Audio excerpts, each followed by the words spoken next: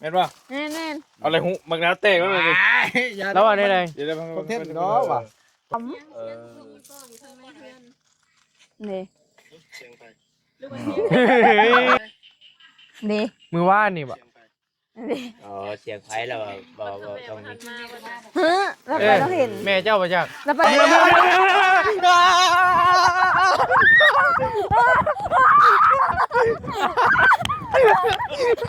โบกนี่ทางนอกทางในแล้วเฮ้ยพี่น้องเด้อันนี้จะเป็นห้องของน้องน้อยเรียบร้อยเบิดเลยได้มาแบบนี้โอ้เบิ่งก่อนเด้มาบัดนี้โอ้เว้ยนี่นะ แต่ว่าทางในนี่ยังเบิ่งก่อนมาเบิ่งทางนี้อันนี้ก็แล้ว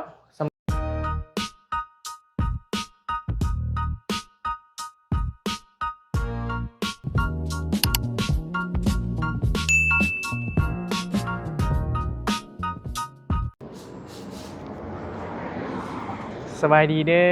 พ่อพี่น้องเด้อทักทายสบายดีกันบรรยากาศช่วงแรงๆเนาะพอดีหลังจากที่ว่าบอบบี้มาแต่มอบเงินให้พอใช้พระก็เลยแล่นมาเบิ่งนี่แหละงานของน้องน้อยเนาะมาบัดนี้ก็โอ้มาบัดนี้ก็ใกล้สิแล้วพ่อพี่น้องเอ้ยทางพอสร้างเพิ่นก็โบกนอกในที่ว่าได้หลายเติบแล้วก็ดนเติบแล้วบอบบี้บ่ได้มาบ่ได้มาเฮือนน้องน้อยนะประมาณอาทิตย์กว่าๆแล้วพ่อพี่น้องเพราะว่าตั้งแต่ตอนนั้นพุ่นแหละตั้งแต่ดนเติบแล้วอาทิตย์กว่าๆแล้วแม่นเป็น10กว่ามื้อแล้วบ่ได้มานี่นะก็มาบัดนี้ก็โอ้นะทางผู้สร้างเพิ่นโบกนี่ทางนอกทางในแล้วเฮ้ยพี่น้องเด้อันนี้จะเป็นห้องของน้องน้อยเรียบร้อยเบิดเลยได้มาบัดนี้โอ้เบิ่งก่อนเด้มาบัดนี้โอ้เว้ยนี่นะ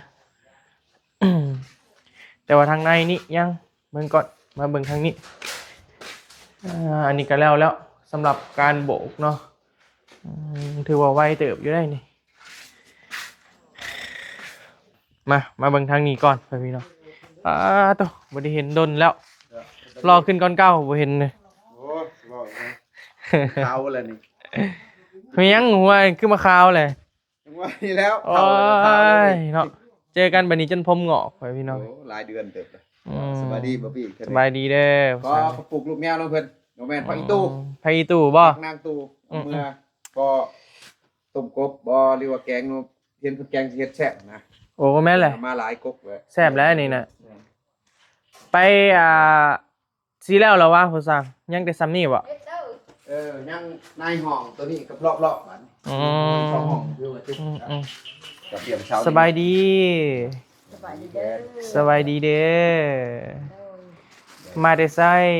แม่สิเมื่อ สิมงานาบ่ เด้อ อืมแล้วละบ่ดำนา เด้อแล้ว แล้วดนละบ่ หากันเลย3 มื้อ อืมเจอก็ได้อยู่เฮือนงามแล้วบัด เด้อ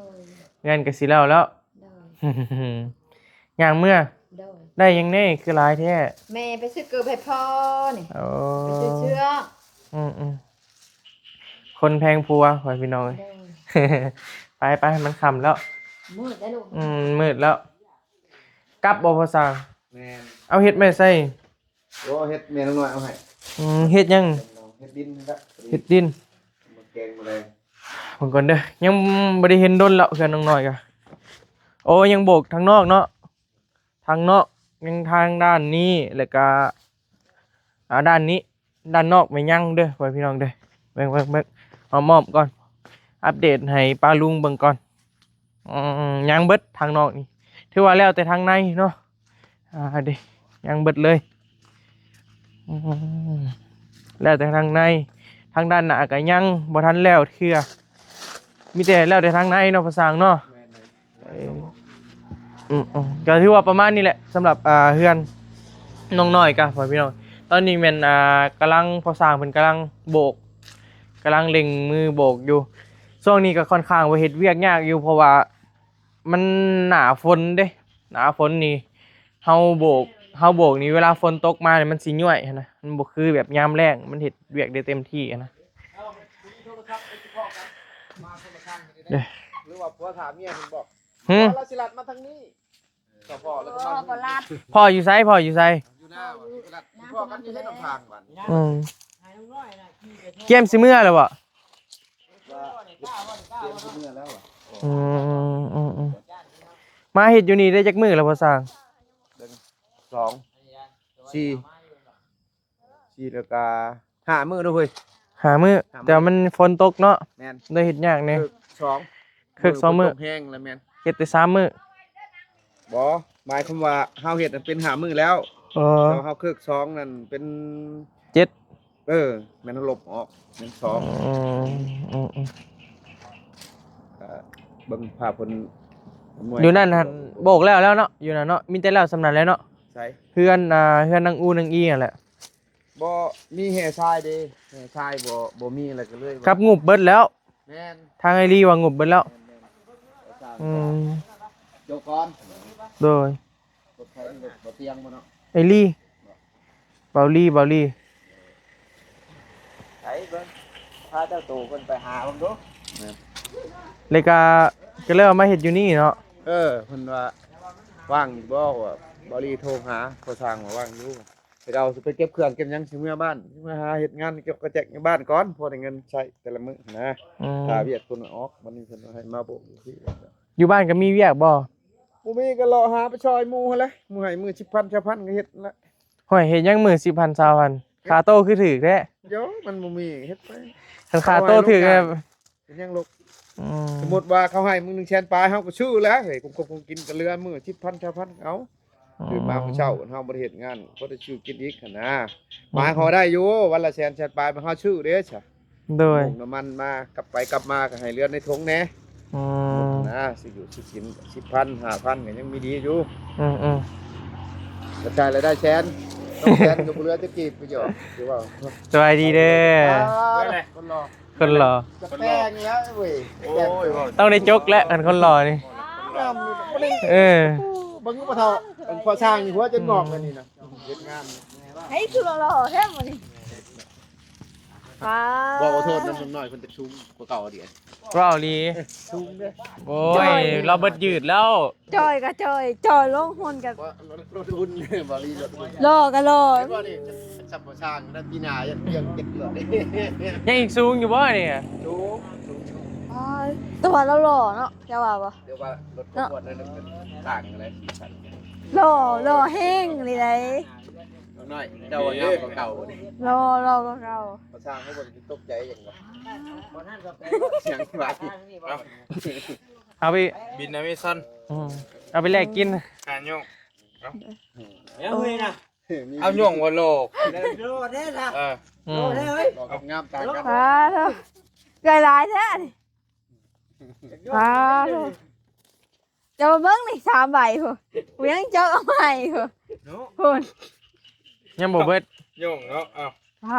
ตัวนี้ยาวเลยตัวนี้ เบิ่งอยู่บัดมุนค่าเท่าน้อยนะ จำเป็นและหมูโยง บ่เป็นซ้ อ่า ำเป็นอยู่อ่ะ เราเอาลายเส้นให้พ่อมั้ย เอาลายเส้นเหรอ เดี๋ยว หมู เช็ด บกคงลายเส้นให้เองเนี่ย เช็ดนะ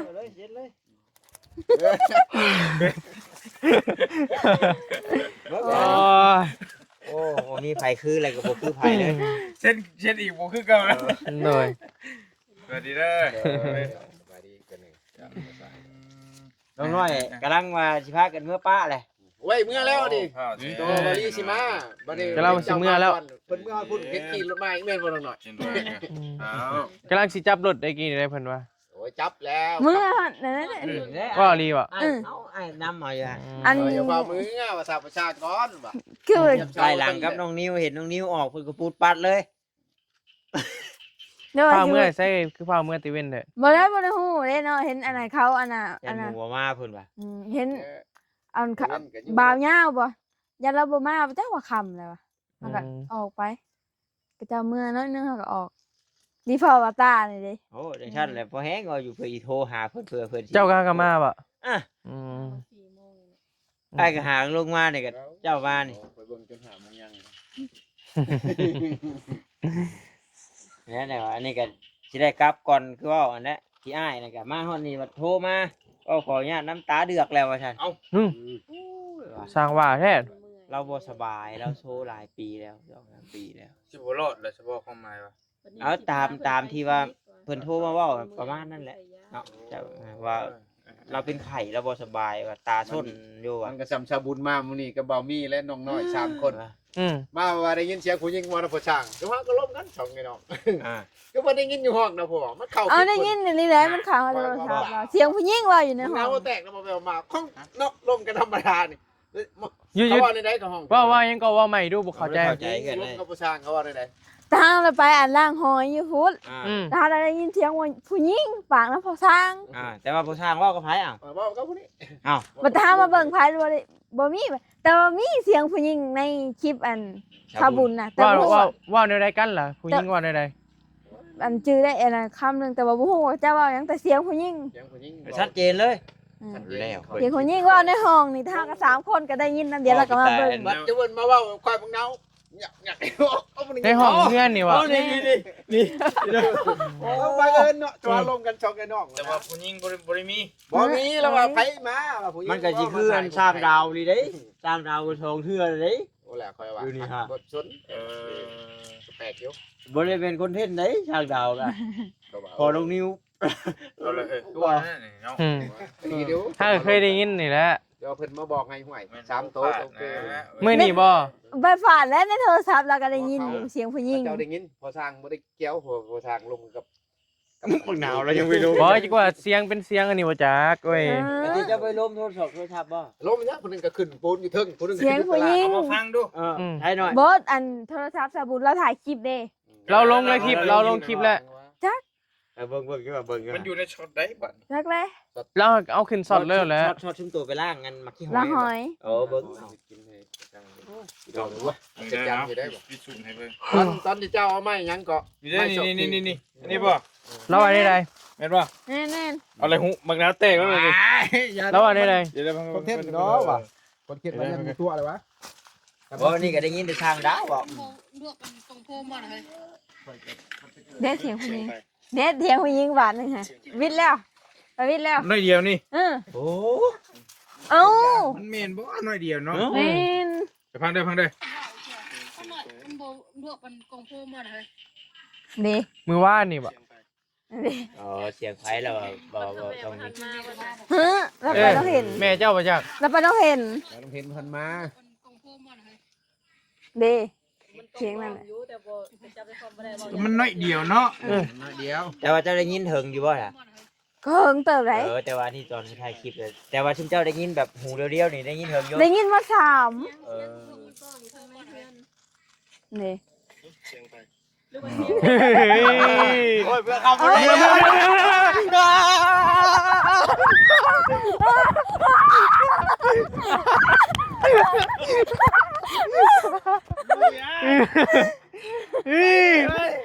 เมื่อโอ้ยบ่กล้าอยู่ดึกเลยแบบนี้นะ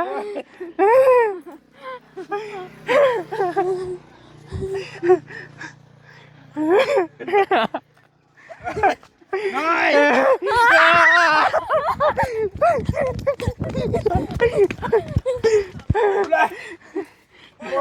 เมาลมแต่เมาพอชากลมก็มี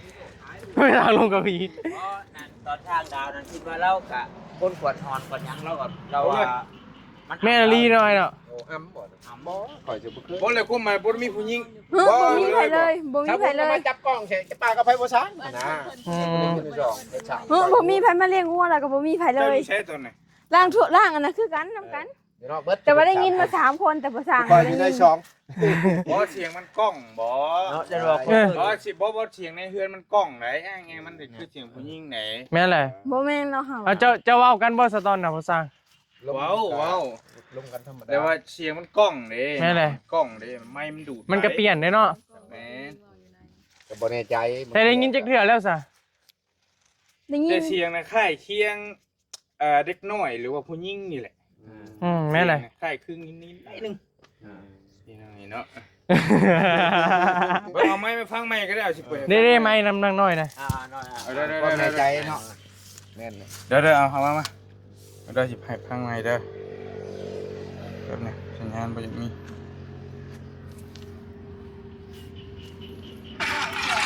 น่อยมันบ่ลวกมันกองโพมบ่น่ะเฮ้ย เสียงไป เนี่ย นี่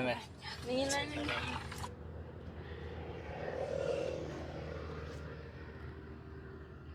ว่าอีกเสียอันหน่อยมันบ่ลวกมันกองโพมบ่น่ะเฮ้ย อ๋อเห็นป่ะ แบบ มันอยากคล้ายๆเด็กน้อยดอก แบบจะคือแบบหยอกกันอยู่ในเนาะ อยากคือ เออ บ่แต่ว่าบ่แม่นเสียงบ่สร้าง บ่แม่นแต่ว่า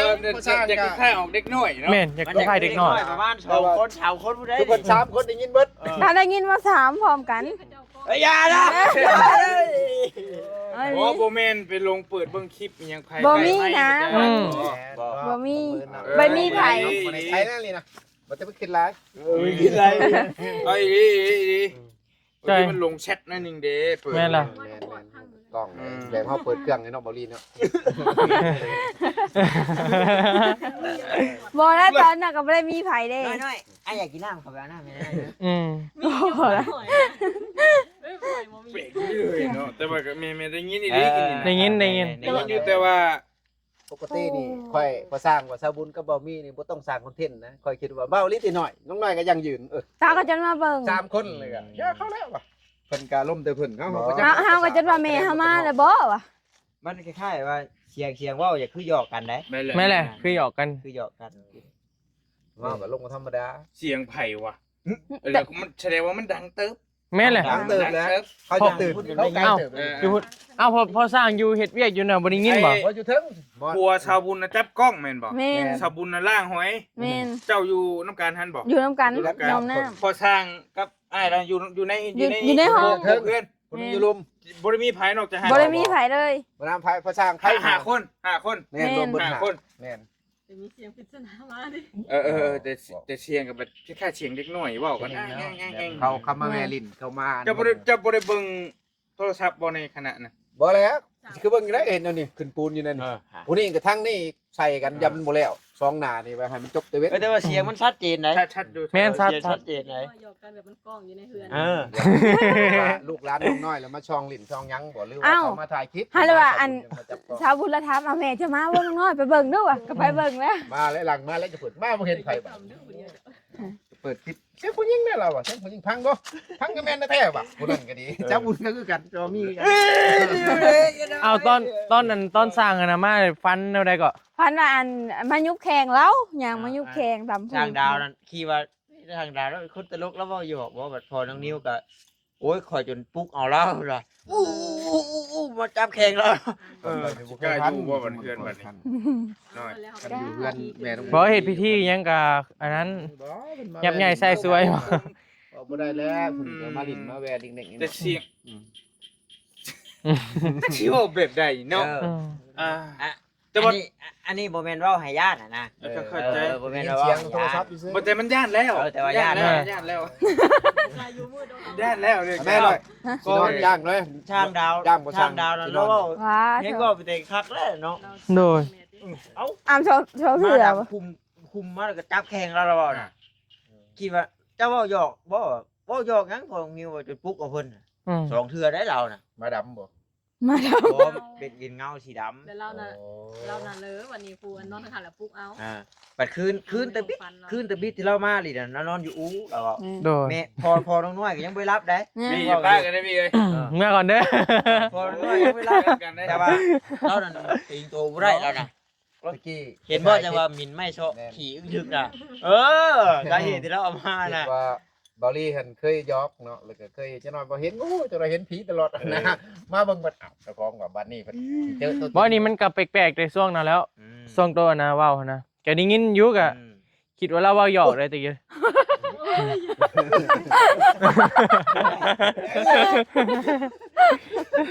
เอาเลยรวบ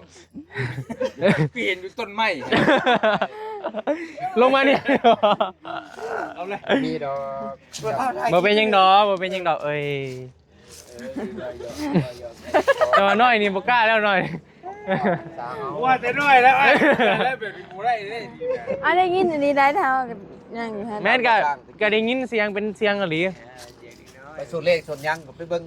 ได้เห็นเลข2ตัว3ตัวบ่ได้ยินเสียงหยังมีแต่ว่าลมพัดไหมบ่เห็นว่าเป็นผีเป็นไปได้ข่อย เป็น ไปเบิ่ง เอาเลย เอา ว่ามันระแวงเพิ่นเลยตัวเป็นเริ่มอยู่เป็นชิวแล้วบัดนี้ คันเรากลางคืนนี่คือสิคักเนาะ หลอนแท้เลยพี่ ไม่ถ้าได้ยินอยู่คือบนทางบนเฮาไปเห็นเพื่อนหลังนั้นคือพี่แค่พี่ประชาหรือแม่นี่ตกลงกันเรือเขาไปตักน้ำตักใน ได้ยินอีหลีแต่แม่เขาก็เคยเห็น โอ้ เอาแต่พิมพ์ซ่าได้ อย่าให้พ่อตัวเราได้บ่แล้วบ่แต่ห้องนี่เชิงจบเด้อ ไปห้องก็ไปหาเฮ็ดจ้ะ ใช่ห้องไม่ได้ใช่ ทางเข้าไปเขาเลย เอาอันนี้ พอลุงน้อยเราจะพังเด้อ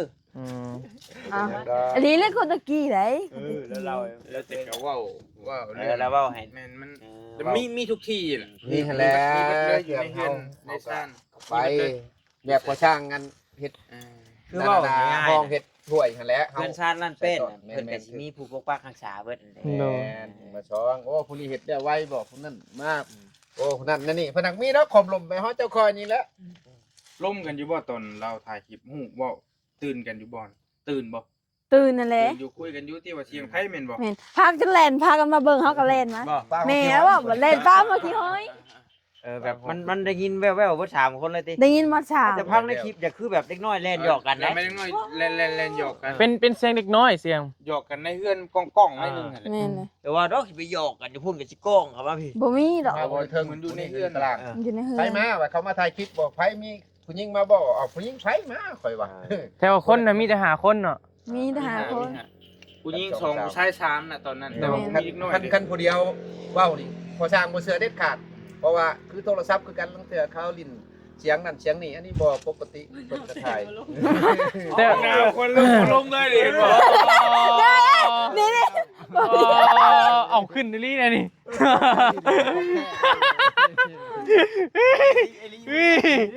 ป้าเมื่อบ่ได้คลิปกัน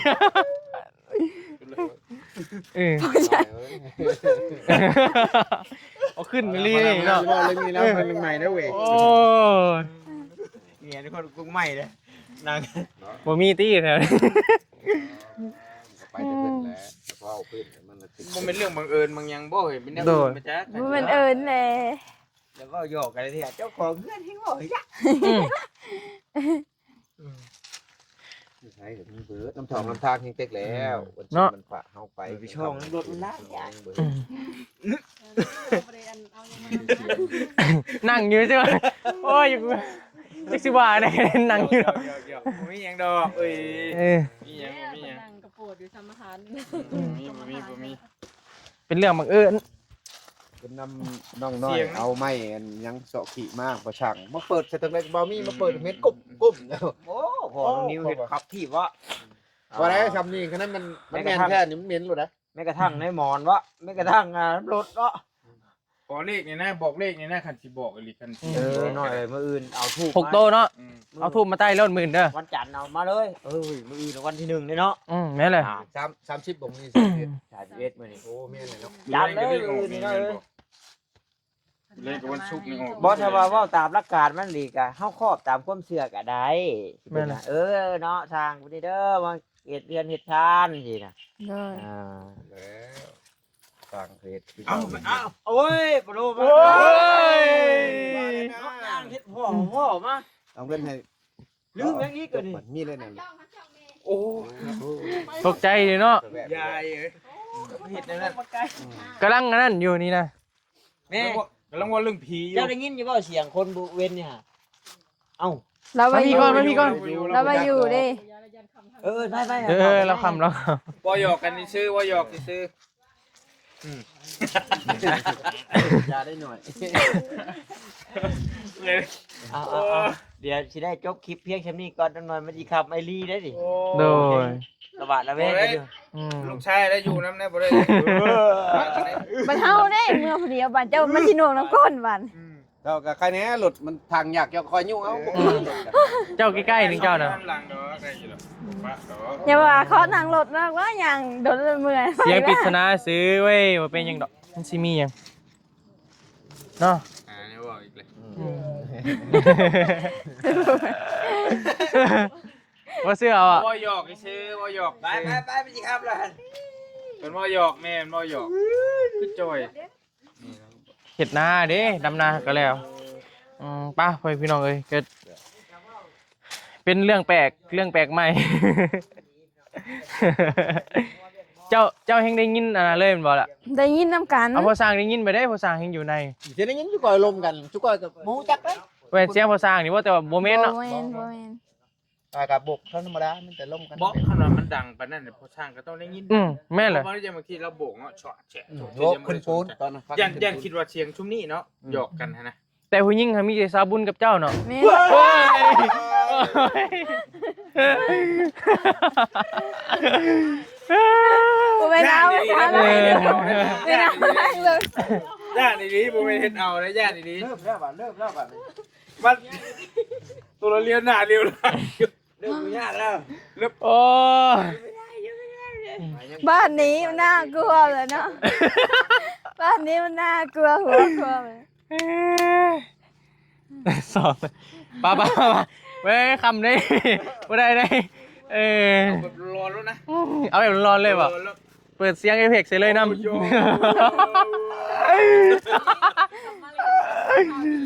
เออ เอาบ่ เฮ็ด ได้ อันน้ำผีน่ะ เออ กับหน่อยผมได้อยู่เหมือนกันได้ครับใช่ไหมกัน อยู่เมืองจงหาอยู่ในบ้าน ก็สิตามตีนเมื่อ อยู่ในบ้านผู้ใด บอกเมื่อฮอดพุ่นแล้ว หาเธอเยอะๆมันนั่งเขาคือรถน้ำหนาว ย่านกับกอดผู้บ่าวรอด เออ